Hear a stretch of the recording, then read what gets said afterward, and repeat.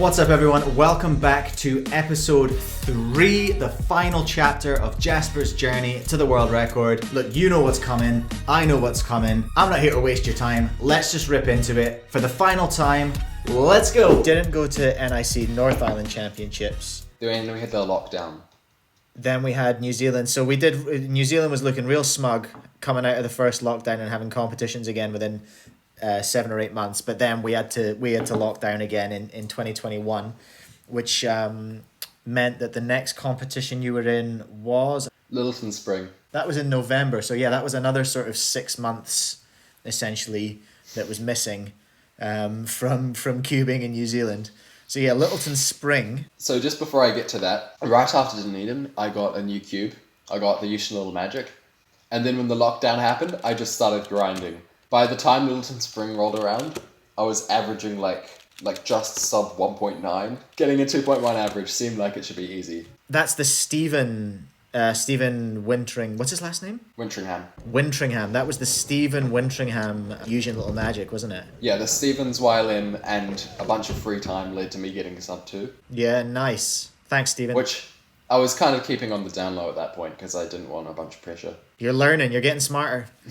And then, yeah, at the comp, first round, something I haven't really mentioned. This whole time, whenever I have like a round of Pyraminx that isn't like finals, where there's like a bunch of groups or something, I'd like sit there for like an hour, like doing solves, pacing nervously, like running my hands under the bathroom water, like anything to distract myself. Or really just, not even that, just thinking about it, listening to music, just doing nothing but thinking about the round I'm about to do and hoping I won't choke. What I did at Lyttelton was, for the first round, I was too scared to practice because I was worried I would be getting bad solves and it would psych me out.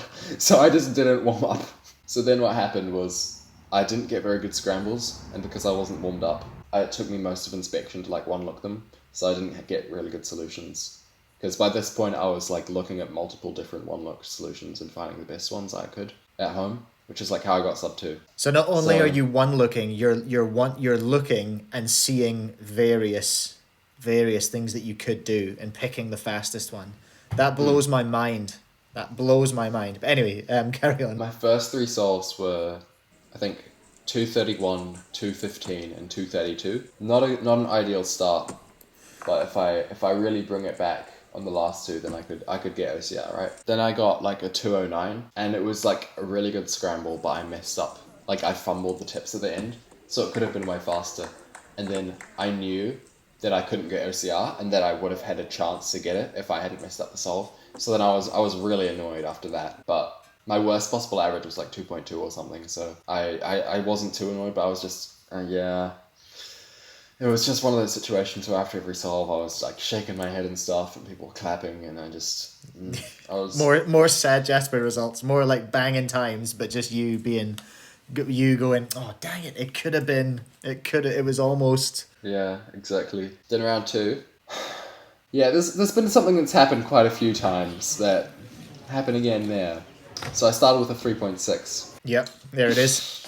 Yep, there it is. The next solve was a lot of nerves. I was kind of distracted, and it was kind of a bad scramble. So I didn't like find any solution in inspection. Like I was just looking around trying to find something good, but I just didn't. So I got a 2.9, and what I'm thinking here is, if you really think you can get a 2.1 average with accounting with 2.9, you're kidding yourself. Yeah, that's tough. So then I kind of wasn't very nervous for the last 3 solves, and then I ended up getting a 2 flat, a 173, and a 146, which was my PR single, my first sub 1.5. That actually ended up being my second best ever average in comp, so better than my one from Dunedin finals. So that was 221, and I was so angry because I was like, I needed a 2.67 on one of the first 2 to get OCR, and I was sub 2, and I needed like a low 2 or something to get WR. Because at this comp, I was kind of thinking about WR because I wasn't too far off, but I still kind of wanted to get OCR first. Lyttelton Spring was when the world record thoughts started happening. So that was November 2021. Yeah. Finals was very, very unfortunate. So the first solve was quite a bad scramble, but I found a good solution but then I locked up, so it was kind of like up, down, and it ended up being 237, I believe. So it's like I can count that and get OCR no problem. The next scramble was really, really, really easy, and I was thinking like the whole time I was inspecting, I was like, this is my time. I'm finally gonna beat the 122. If you think something like that, you're already done. You're done. You're done. I just got the worst lockup imaginable, and then I just never stopped locking up. Like, my next turn also a lockup. Like, I don't know, the whole solve was just a big lockup, and I got a 2.7. It was I think it was like 8 or 9 moves. So yeah, really, really, really bad TPS. From memory, and my memory's not very good, but from memory, I feel like Dwayne got a sub 2 on that one, did he? Chris got a sub 2. Chris got the sub 2 on that one, that's right. And I kind of just instinctively was really pissed off.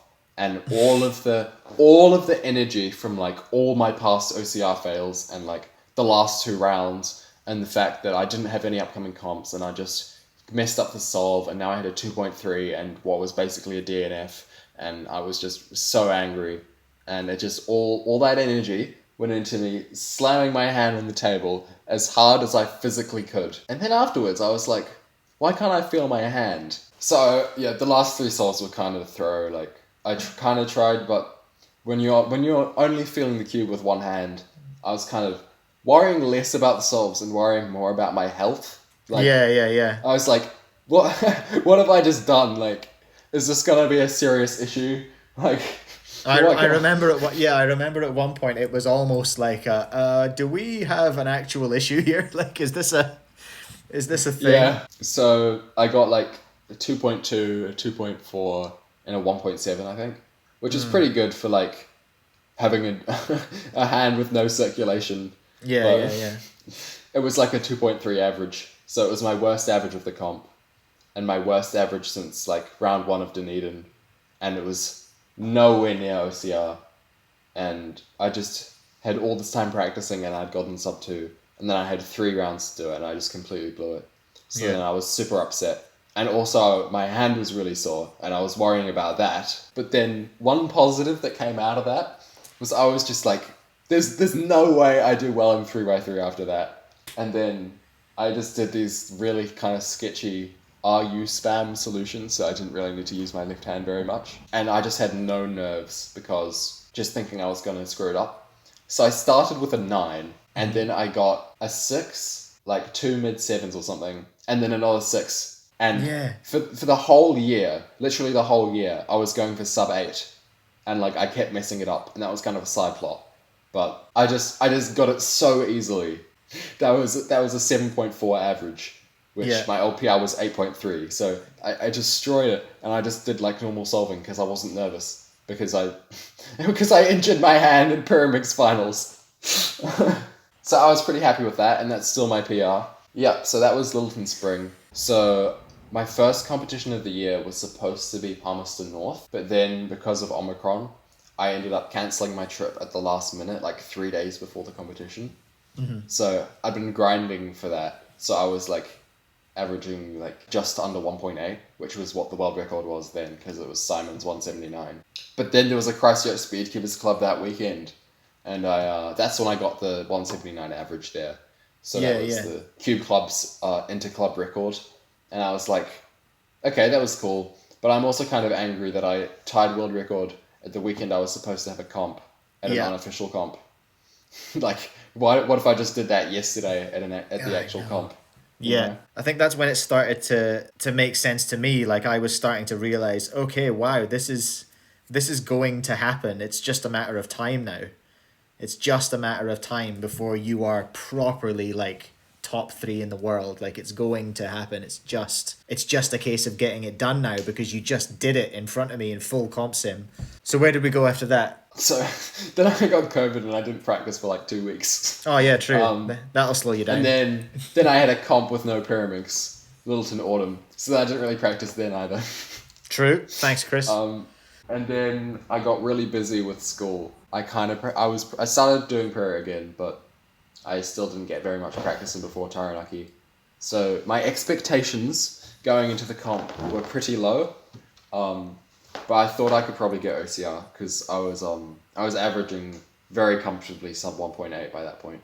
I think my AO 1000 PB was 175. Wow. So yeah, this is us. This is us there. So like, just before we go into that, obviously there have been the challenges of the way all of your comps have gone. There's been a roller coaster of things happening and of situations and scenarios. But I've also watched you over the years really working hard on the nerves and things like that. And it's some of the unofficial competitions that we've done in Christchurch as well.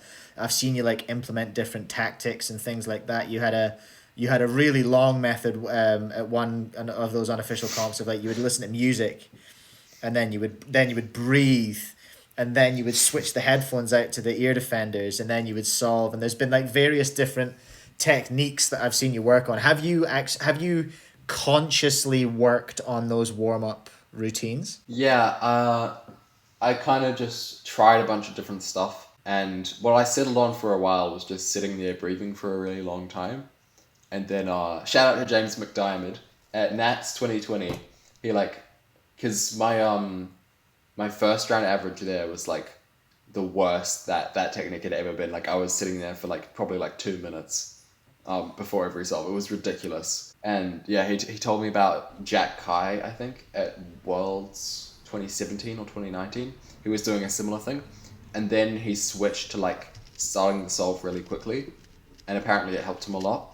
So that was like the main thing I focused on in finals, aside from safetying, which helped me win nationals. So then all the comps last year, I kind of just did whatever I felt like. So I never did really long breathing, but I would just kind of like sit there for a little bit to try and calm down, and then go into the solve as soon as I was like feeling slightly less nervous or like just feeling ready, and like not hesitating and just saying ready and starting to inspect and not second guessing myself.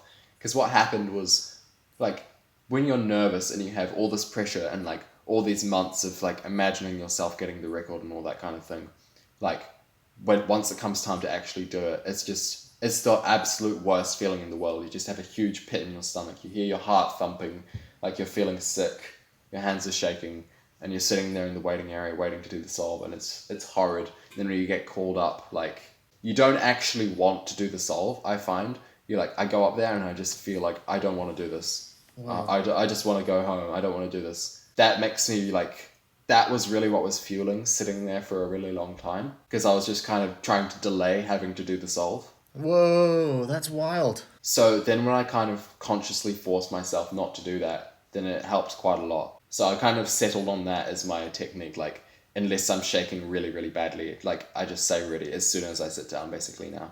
At least for Pyraminx I do that. For other events, I kind of have stuff I need to focus on that's specific to the event, but I can kind of do that because I kind of play it by ear. But with Pyraminx, my nerves are so bad that I can't give myself any room to nudge on that. Yeah, wow. Because you can't risk like going inside your own head and worrying too much and getting caught in circles. Hey. Yeah. So yeah, here we are. We're at the infamous first round. Well, it's not even infamous this time. This is just the famous first round of Taranaki. I'll just leave you to talk through it. The big question I want to know is, at what point did you know that it was really good, and at what point did you know it was world record good? You know? Yeah, so before it, I was warming up with Elias, Jules, and Ashley. We were all solving Pyraminx at the same table and kind of like doing scrambles, and if one of us got a bad scramble, we'd be like, yo, what would you guys do? And this kind of helping each other out in the warm-up. Nice. And I was getting quite good solves. I was feeling pretty confident. What I was really scared of happening was that I was going to solve for too long and kind of start doing badly. Because, you know, like, when you're like focused and it's good, but then if you continue the session, sometimes it goes downhill. Yeah. So I didn't want to do that. So then this was like half an hour before the round or something. So then I switched to doing like 5x5 for a while. And then I kind of got caught away in the conversation and doing 5x5. And suddenly realized I was competing in 5 minutes and I had not warmed up. So then I frantically started doing solves, and I probably did like 10, 12 solves or something. And it didn't feel like I was super in the zone like before, but the times were like okay. Like I was solving fine. And I remember this distinctly. My last solve before the average was a 139. It wasn't very interesting. I just remember it was a 139. But that was enough to be like, let's go. You were pumped on that. I'm doing okay. Yeah. Kind of going into the comp, it's like it kind of feels like with the other comps, I was like, I really need to get OCR. For this one, it felt like such a given that I was going to go for OCR because I'd had so many comps of doing it. And also, I feel like we haven't really mentioned this, but it has been 5 months since the last time I competed in Pyraminx. Like, it was a serious gap after Lyttelton Spring. Yeah, of course. So that whole time, I was thinking about all the fails, obviously, and stuff. But at this point, it was like, it was so second nature that I was going to be going for OCR that I like wasn't even thinking about it. I was like, yeah, obviously I'm going to go for the 213 and get a 2 and then be like, I'm going to get it and then choke. Like, all that thought process just didn't exist because it was so, like, predetermined that I was going to think that way. Yeah. So, like, I almost, like, just completely, like, cheated myself in my mind by just doing that. Like, it was I don't know, it's weird. And obviously I'm averaging better than the old world record still. I'm thinking about that, but it's also like, I keep on choking, and like at Lyttelton I had a similar thought, so I was not expecting to get it at all, but it's like, I also know that if I actually solve well, then I'll definitely get it, so I just, didn't try to think about it at all, and I just went in with a completely open mind, and really what I was thinking with this comp was, I want to have fun solving and practice my competing, because it had been such a long time since my last comp, and I had only 2 rounds. And also, like, Elias is really, really fast now. I'm not going to say what his times are, because that's for him to decide whether he wants people to know. But he's definitely capable of breaking the old NR. So it didn't feel like, it felt like even if I break it, I might not even keep it. So what I really wanted to do was beat my PI average, beat my 215, and like be happy with whatever happened. That's really interesting that you've said that in this one, that what's different is in this one you were going in just to beat your own record and you were less thinking about other people's records. Yeah, and it wasn't even that I was thinking to beat NR, because it felt like there was no guarantee about it being NR, because I thought Elias might just completely destroy it, so... Yeah, he will. I reckon like his next comp is going to get sub 215, definitely. So first solve, I went up and I just didn't think about anything. I just went in, kind of tried to emulate what I did at the comp sim. What I did there was I just completely focused on finding a good solution. Because what happens with nerves is if you can kind of take advantage of it, you can get like a really, really hyper focus on the solution side of your solve, even though you're still feeling really nervous. So the nerves can make you make mistakes in that area, and obviously it screws with your turning, but it is possible to get really good inspection out of pressure. So I tried to do that, and the first scramble was pretty average, I think, but I found a really, really good solution. And so I had an interesting way of thinking about my solves this comp, because I did a couple of comp sims in like the week before it, kind of what I settled on what I was going to do. So I was going to focus on getting a good solution, and then for executing the solve, I kind of thought about it like, I'm going to hyper focus on the cube and pretend there's no timer running, and just try and like, just do the turns I just planned out quickly, and then just like look at the timer afterwards as if it's kind of just its own separate thing. I think that was the solve where I did the best job of that. So I just did that, and it was 182. Mm-hmm. I know the world record average is 179, and I know that's a perfect counting time for it, but it was just kind of like, it was again the same thing with the going for OCR that I described, that having that thought process happen when I get like a 182, like knowing that I was going to have that thought process is so second nature that I didn't really even think about that very much. Then I just went back to the waiting area and just chatted with everyone, because I had a lot of friends in that group. And then when I went up for the second solve, I was about to do it, and then Elias got his 117 plus 2. Oh, yeah. So I was like, oh my god. Just really what I was thinking is, what always happens when anything like that is like, I was trying not to think about it, but I knew that like, if he got a 1.1, it was probably a pretty good scramble, because it's like this point in the round, there's a pretty good chance it's this one that I'm about to do. So I knew I was gonna kind of think like that, but I just tried not to think about it too much and just tried to keep calm. And everyone was kind of over there looking at him, so it was kind of a good opportunity to just sneak in a solve without anyone looking at me or anything. Oh man, that's rough. And so thanks, Elias. We love you. Sorry about your +2, but you might have helped out. Yeah, it was really rough. And so I was looking around, and then I found a really easy solution, because it was a good scramble, obviously, because it's 1.1. Yeah. I just didn't give myself any time to think about whether I was going to mess it up.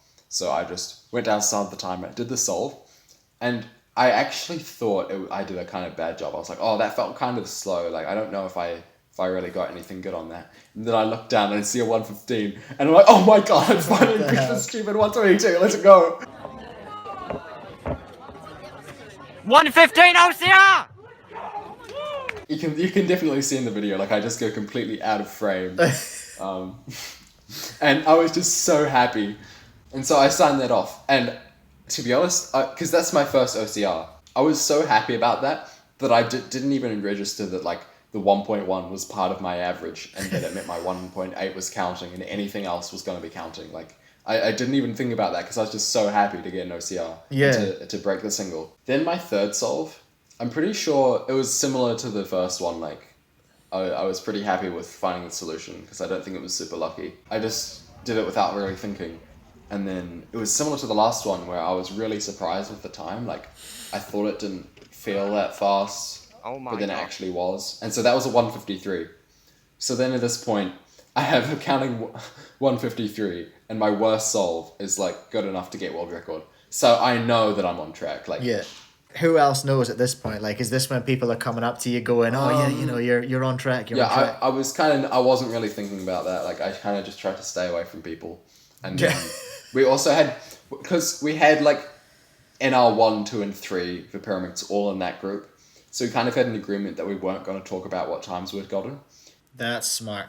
After and like when one of us would go up to solve, the other two people would like walk away so we didn't have any chance of seeing it. So it was me, Ashley, and Elias sitting there.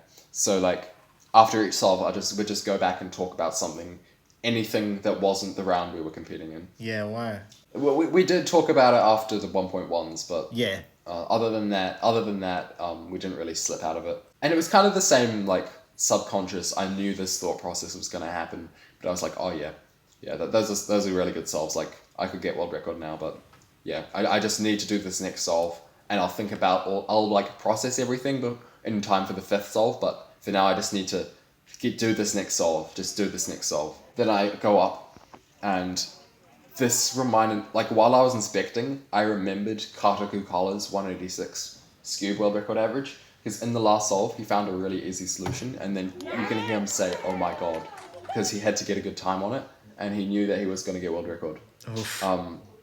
And I was, like, hoping that would happen to me, and then it was actually a really easy scramble.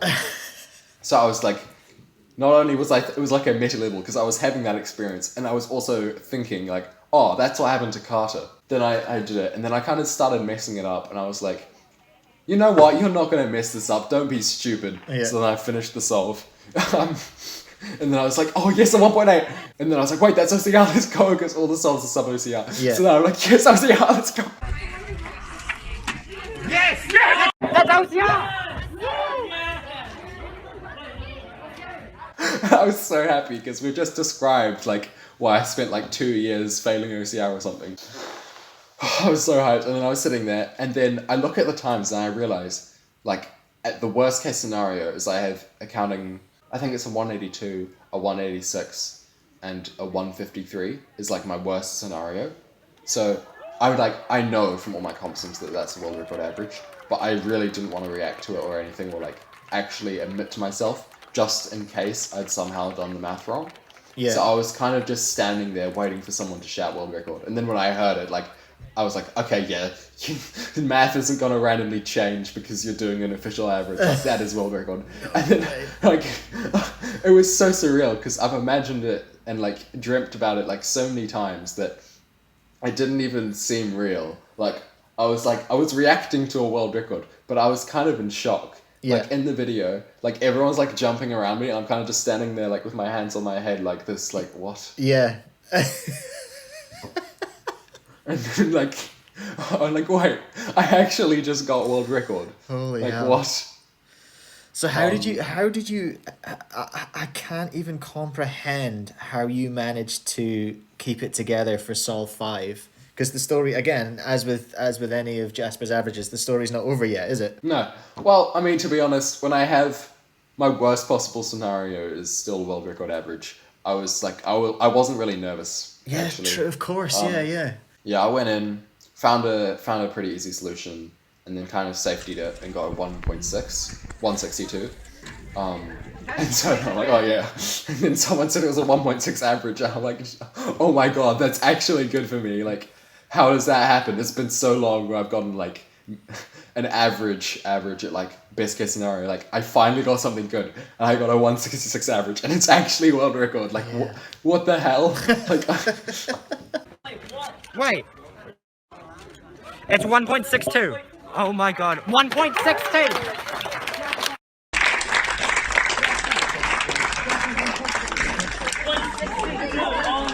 Oh, it's incredible. Absolutely incredible. Like, it's such a journey. Such a journey, and so many like roadblocks and things you've had to crash into and like overcome. And just that whole roller coaster of Nats 2020 on its own is like an epic, but then in context and the rest of the journey, it's amazing. So yeah, we talked about different things that you've tried, different headspaces you've been in to get on top of your nerves. And I know a lot of people struggle with just, I do it happens to me, and my times they're worth nothing in the grand scheme of things. Like, but when I come up against, especially in 3x3, I'm just trying to get this goddamn sub 25 average. Like, I keep coming up against the nerves, and I keep getting inside my own head. If there's one bit of advice or anything that you can pass on to people that are in a space where they're struggling with their nerves and they can't get past this barrier of their own head, what do you think you would pass on to them? I think for like my other events, I'm still kind of struggling with it a bit. So I definitely don't have a solution, and I think the biggest thing is like there is no solution to it. You just kind of have to overcome it without having a way to overcome it, if that makes sense. The biggest tip I'd give is just to keep trying. Like, this story is so exemplary of that. Like, I was capable of OCR for 2 years, and it took me the whole 2 years to get it. One thing that I feel like we kind of didn't overemphasize too much, even though we did talk about all the fails, it's like, even though it doesn't seem like I had that many comps, like if you compare me to someone from like the US or something, like all of the comps have like 4 months between them. And that whole time, I'm just thinking about what happened at that last comp or 2 comps ago. So this whole thing was stretched out over like 2 years. That's what's made it so much harder, like when I go to an actual comp, because I've had so much time about thinking about this. So yeah, really the biggest thing is to just not give up and keep going, because I almost quit Pyraminx like so many times. Yeah. Like, I thought I would just never get anything good, and now here I am. Yeah. So it's almost like time, you know, time has been the biggest thing, really. Just it just takes time, really, I suppose, is the message, right? Yeah. Keep doing comps, keep getting averages, and just keep fighting, really, hey? Yeah, for sure. Another big question is like, what do you chase now? Like, what's next? Is it the 1.5? Or have you? I mean, it's been barely 24 hours at the time of us recording this, but like, have you given that any thought yet, or are you still just kind of enjoying it? Yeah, I'm still just kind of enjoying it. Yeah, it'll be really exciting to be able to have more rounds where I already have an average that I'm satisfied with. Because in finals, that was like my favorite Pyro round I've ever done. Because the whole time I was just enjoying doing solves rather than stressing about anything. Yeah, I think that's something that happens, isn't it? Like, you can get so caught up in it that you forget why you're doing it. Like, you're doing it because you love it. Yeah. That's I'm glad to hear that the finals were fun. What was the result in final? Was it anything special, or was it just all right? I got 188. 188. So, yeah, that's still quite a good average, I think. I got another 1.1 as well. Oh, did you? I haven't even looked at your times from the last round, because I was just like, world record, let's go. Good job. Unbelievable. First New Zealand world record, hey? Who's going to take it off you? Who do you reckon? Who do you think it's going to be? Like, it's not going to happen anytime soon, I don't think. Like, who's going to break my world record? Yeah, who's going to take it? I would say the biggest people would be Timon. Yeah. Michael Nielsen. Yeah, I know that from name. the USA. Yeah. And honestly, the other person would just be Elias. Definitely. He's so good. Elias. He's so good. Elias is going to have his time. It's going to happen. Cool. Hey, thank you so much. Right, we'll leave it there. 1 hour 49 minutes. This is going to be some edit. All right. Yeah.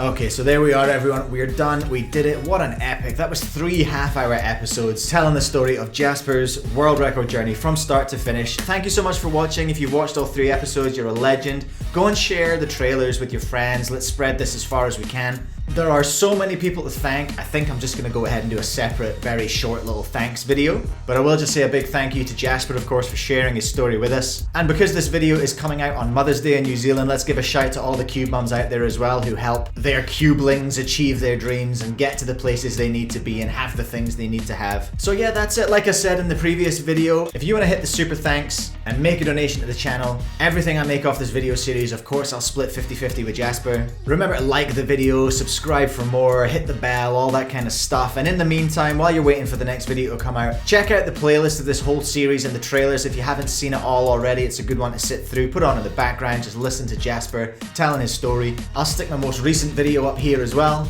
and maybe my tutorials playlist as well, because that's the thing I do sometimes. They're fun. Right, but that's it. Have fun, everyone. Have a great day, and I'll catch you again soon. Peace.